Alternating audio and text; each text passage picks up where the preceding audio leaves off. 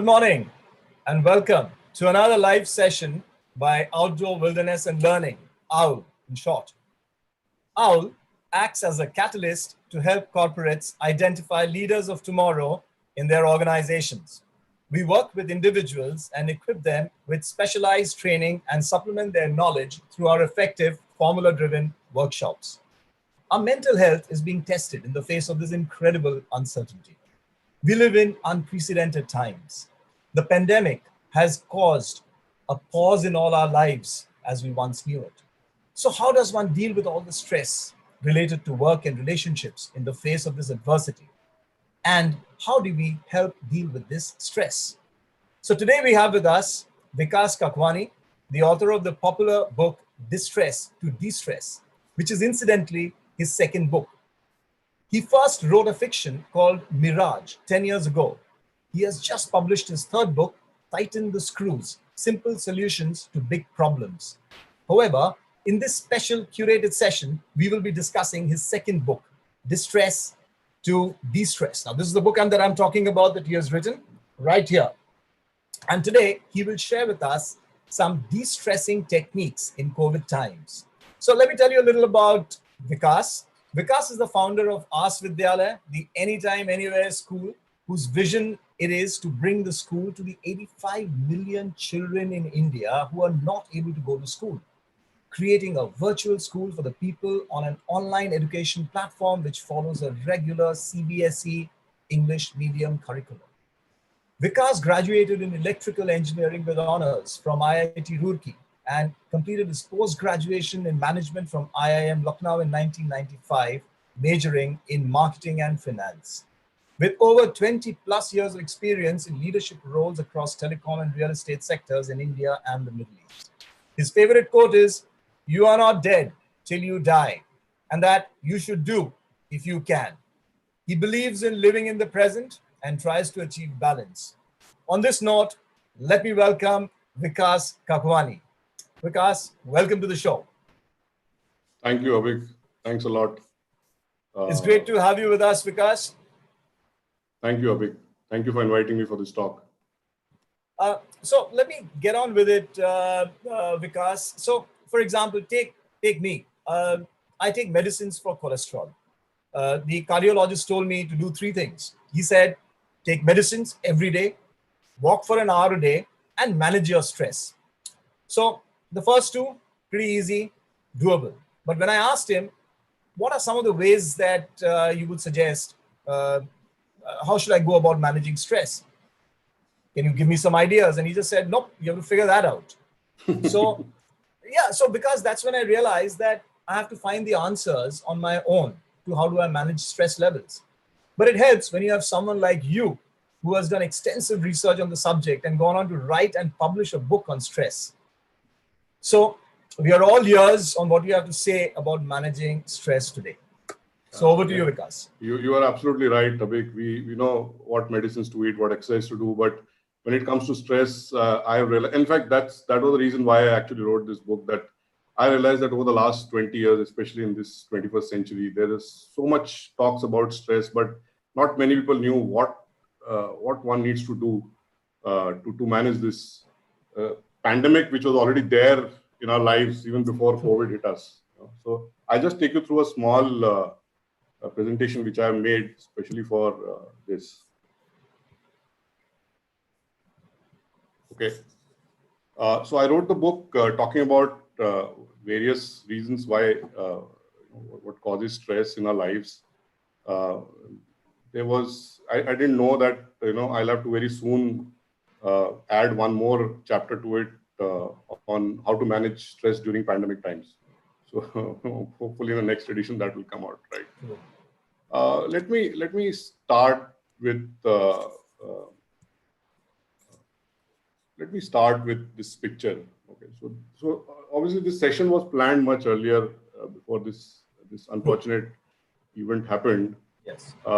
We all know this guy, and we know that he has actually taken an extreme step, which one takes only when all options are closed. And this is the worst ultimate effect of stress. That is somebody taking his own life.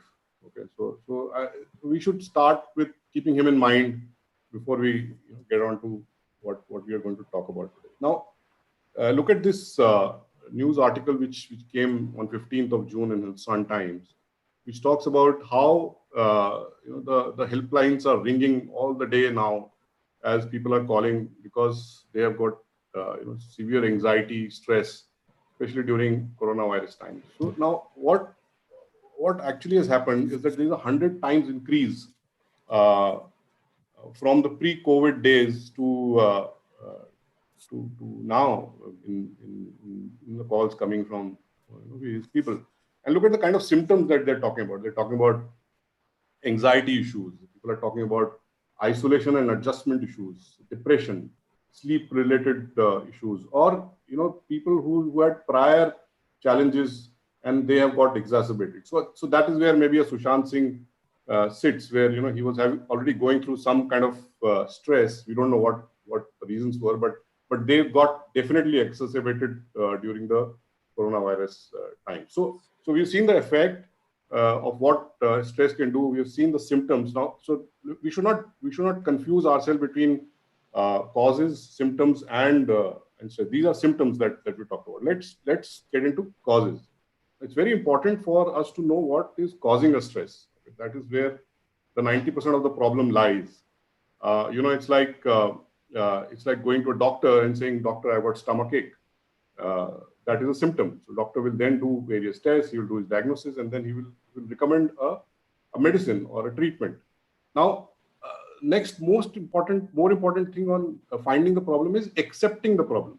Most of the time we don't accept a problem. So you take the medicines to your home and then say, "Hey, this doctor has just done all these tests to make money and I don't think he's right, so I'm not going to take my medicine." So you're not accepted it. Right? So that is a big issue with, even when you identify your causes, a lot of times you kind of just don't accept them. You're always in a refusal mode.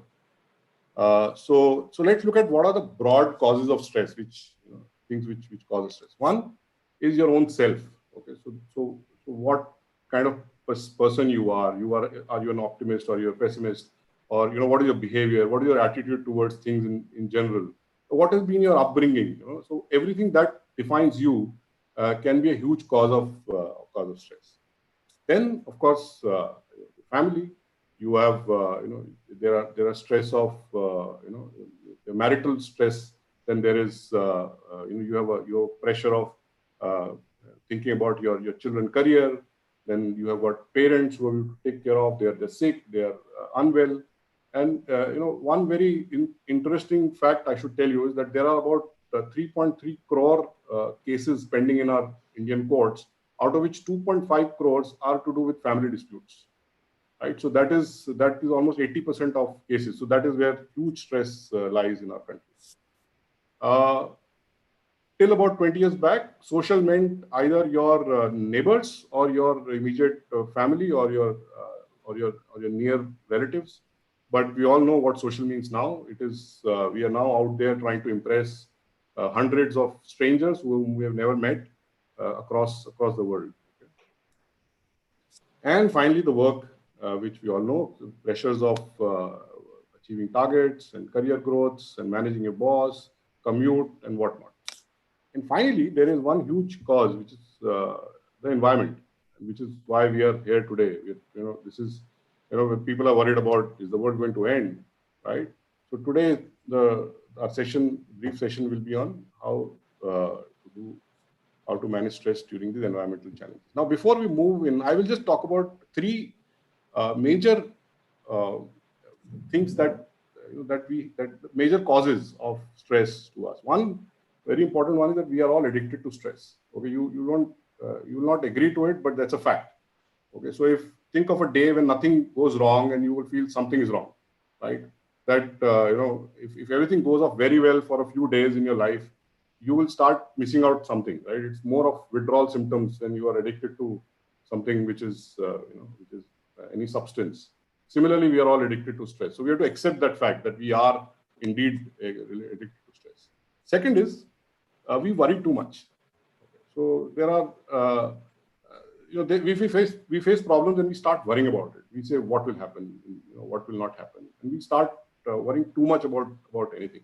Now there are either, if there's a problem, you can either do something about it or you cannot do something about it. If you can do something about a problem, then you should go ahead and do it, right? But if you cannot do something about a problem, you should hope, because hopefulness is a huge stress reliever, right? So when we today we know that we don't have a solution for a coronavirus, but we all hope that tomorrow it will be, a vaccine will come out and something will happen. But worrying will not have. But worrying will only cause more stress.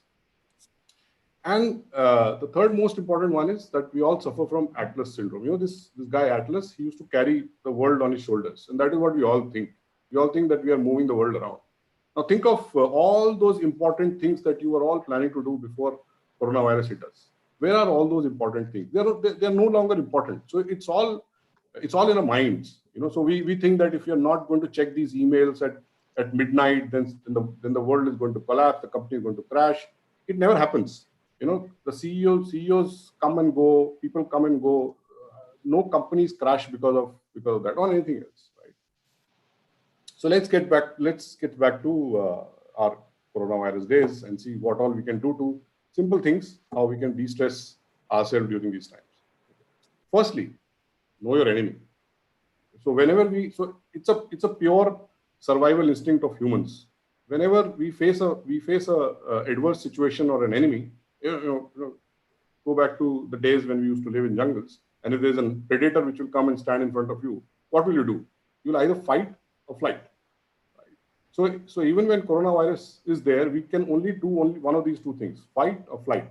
Now, when I say run away from it, I don't mean that you just, or when I say fight, I don't mean that you just take off all your things and just go and stand in front of coronavirus. It is going to kill you, right? So when you are going to fight predator, you go with weapons. You go with a mask, you go with a sanitizer, you go with social distancing, and those are the weapons with which you fight the enemy. Or you fly away. You go to locations which don't have cases. You go to New Zealand if they allow you, right? So you can run away from it. But these are the only two options you have. The very important thing is you stick to known information sources. Don't believe in what WhatsApp University has to tell you. Okay, so in fact, my advice is that whatever you receive, you treat it with disbelief first. Check your sources, check whether it is okay or not, and go to the reliable sources like a WHO or an India numbers tracker, and then take a decision on that. Right? Second important thing is follow a routine. See, we humans are very used to routine, right? So it's what happened is that we were all in a state of routine till suddenly lockdown happened, and now we are all out of routine. So it's like people who understand science will know that if there's a body which is moving in a perpetual motion, and suddenly it is stopped, then the kinetic energy gets converted to heat energy, and that's what creates anxiety and stress. So suddenly we are used to follow a routine. Now we are not following a routine, and we are all stressed out because of that. So even if you are working from home, you follow a routine. You follow the precise daily, weekly, monthly routines like you used to follow earlier. You get up at the same time at which you are getting up.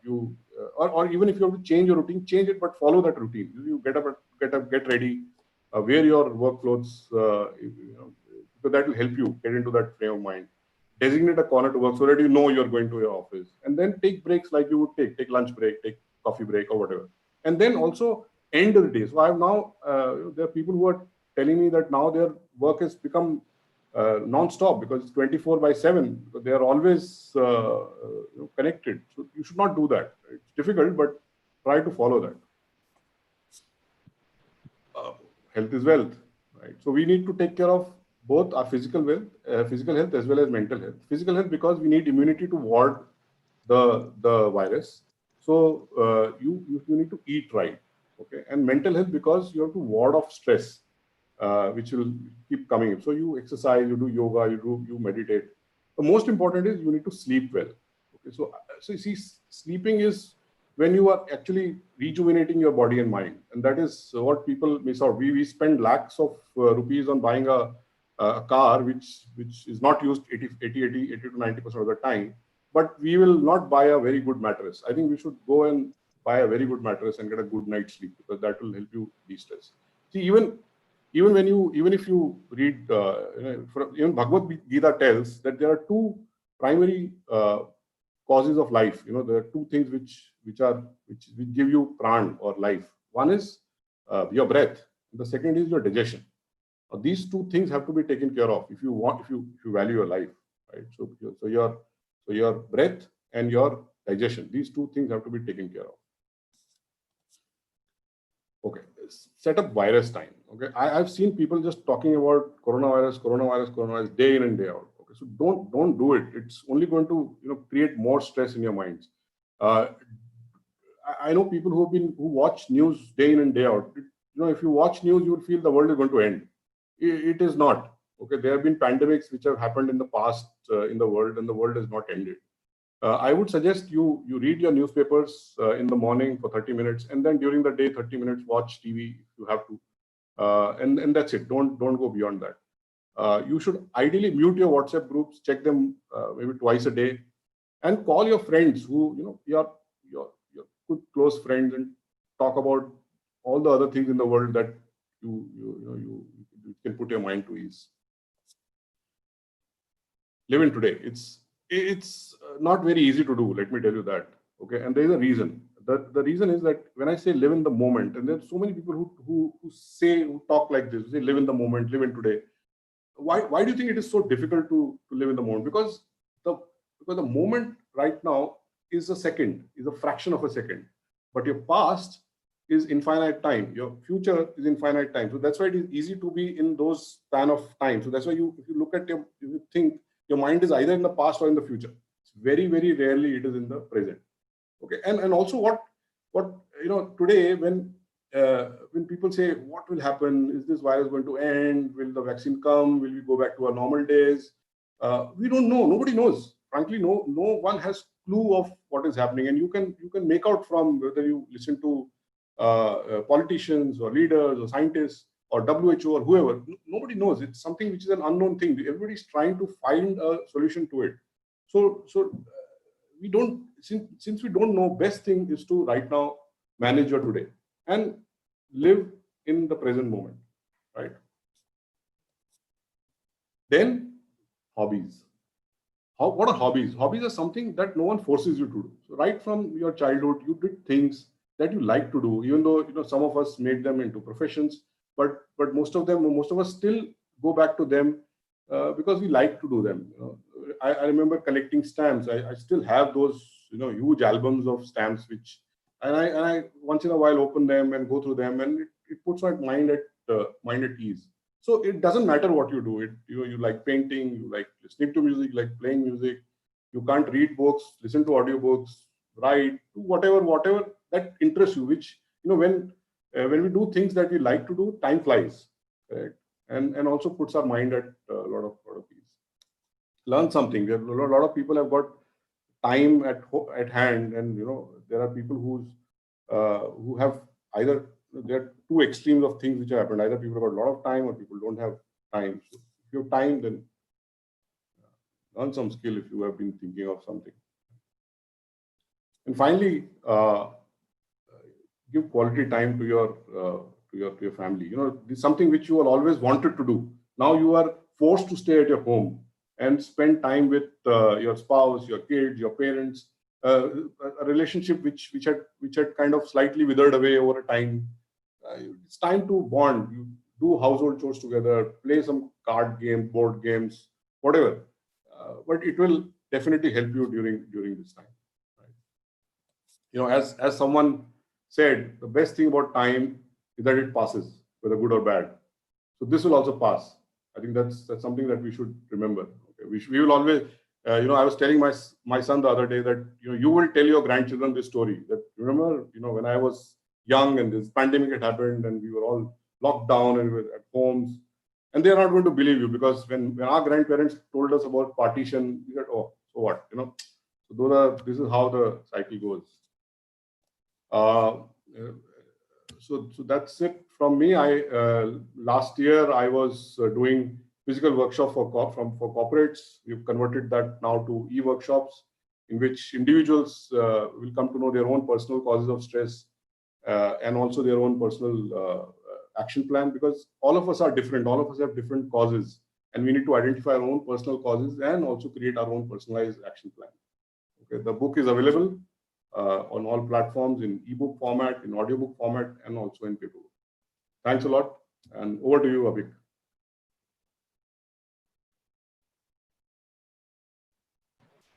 Thank you so much, Vikas. Really, really helpful. Really short, crisp, and very helpful. So, Vikas, I think there are some questions that are in people's minds, and I would like to start with one of my own questions, actually, which is we have known each other for what? Over 20 years now, Vikas. You've been traveling with us all these years. You've done more than 15 or 16 trips with us through these years. So is travel a good stress buster, or are there times during your travels you've been really stressed out and it's added to your stress? So how do you take that? So when you used to take those 10, 15 days of holidays, why did you take it? One of the reasons would have been reducing stress, but did it really help you when you took those breaks? Oh yeah, of course. It is always helpful to take a break. And in fact, if you attend one of my workshops, there is one full section on taking a break. See, you know, uh, God has been very unkind to humans, frankly, if you ask me, because uh, God has spent a lot of time in creating the universe. So if you see a sun, if you see a sun has been emanating energy for billions of years now, without stopping. Or if you look at Earth has been rotating, revolving for 4.5 billion years without stopping. Now look at humans. Humans, we have to for every 16 hours of wake time, we have to sleep 8 hours. For every 3 hours of awake time, we have to keep eating, feeding ourselves. We eat 30 tons of food in our lifetimes. Okay, so that's a kind of so we there is an inherent natural need for us to take a break. Okay, in fact, that is why I recommend people to take their annual holidays, their weekly offs, because if you are not rejuvenating your body, then it is very difficult for you to contribute your 100% when you are actually working. So yeah, it is actually a necessity. I'm saying it is not something which people think it is a desire to travel or whatever.